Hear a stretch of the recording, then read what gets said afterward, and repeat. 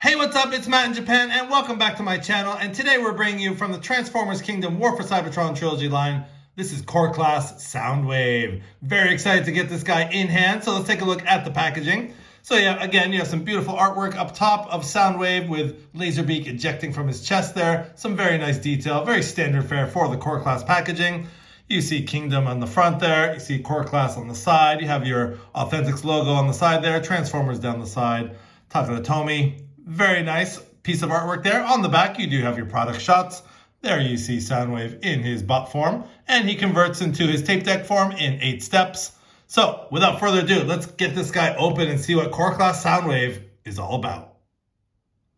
Okay, so here you have Core Class Soundwave out of the packaging, and before we get into the details, let's take a look at the accessories he comes with. He does come with 3 accessories. First, we have his laser blaster, which is just cast in a blue plastic. You get a little bit of red paint there and some nice silver paint at the tip.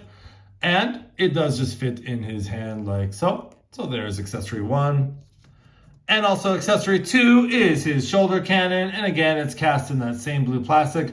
And it's really nice that they did paint the missiles in there. A little bit hard to see, but there's some red paint on the missiles there. And that just perches right on his shoulder like so.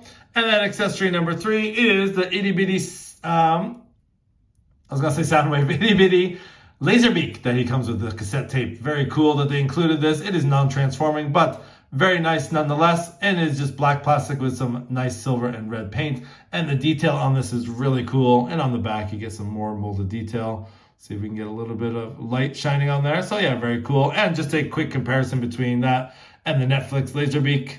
There they are side by side. And this is a fake button on here. It's not a real button. It would have been cool if they incorporated that, but I understand given the size class. And this tray just opens up. So you want to just take Laserbeak and put him in the tray. And that fits in just like that. So very cool. And just a quick size comparison between this Core Class and his Netflix counterpart. So they're Soundwave side by side. So you can see very much how they got their inspiration for this Core Class figure.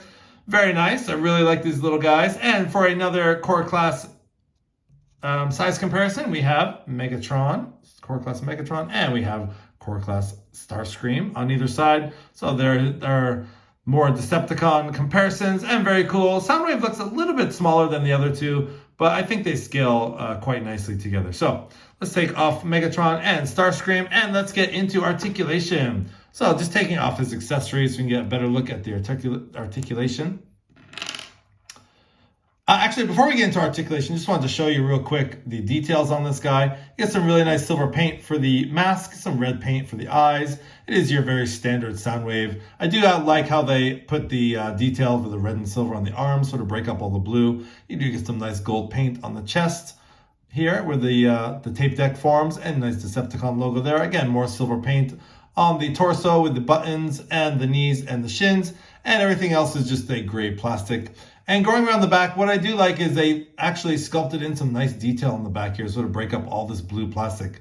Very nice detail. So very cool. So as far as Articulation goes, it is it's all ball jointed. So his head's on a ball joint and has a little bit of side to side movement, which is very nice.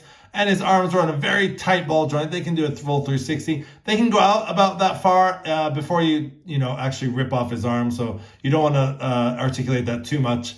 And there's a big ball joint at the elbow that has a swivel. And also you get some 90-degree action at the elbow. So just taking his arms out like so. And like I said, that comes up very easily, but it'll just pop back on. There is no waist swivel. At the legs, you have a nice thigh swivel, and you get a nice 90-degree bend at the legs, and he can do the full splits, and he can kick forward that much. It's a little bit hindered by this part. I'm sorry, this part does come up, so you do get a higher kick like forward and not too much on the back, so I'm sorry about that. I forgot that part comes up. So you can take that up and kick a little higher, and there's a little bit of foot articulation, but it's mostly because of transformation. So speaking of transformation, let's get this guy transformed. Very, very easy. First of all, what you want to do is take his head, do a 180, and there's a little compartment back there, and that just folds down. And then what you want to do is just put up his fists like so. And then you want to take his arms and put them to the back. You just want to straighten out the ball joints here. They tend to not be so straight. So you want to really just make sure they're straight and flush against this part right here. And then on the inside of the arms, there's a little slot, and you see the peg right there. So we'll just peg in the arms like so, and they peg in very nicely. So there you get that nice and straight there. And then for his legs, you want to take his legs and turn them outwards like this. So you see the joint part there. And then you want to take his legs and have him do the splits basically. And there is a slot and a peg right there. So you guessed it, that just fits in like so. And basically you are done. And then the official instructions say to put up the feet like this. That is the official transformation. Not sure if I like the look of that. It kind of looks like he has rabbit ears or something. I'm not sure if I like it like this. I know I've seen some pictures like this or like this. We'll leave it there like that for now. But anyways, you can store his weapons on the back. So you can take his shoulder blaster.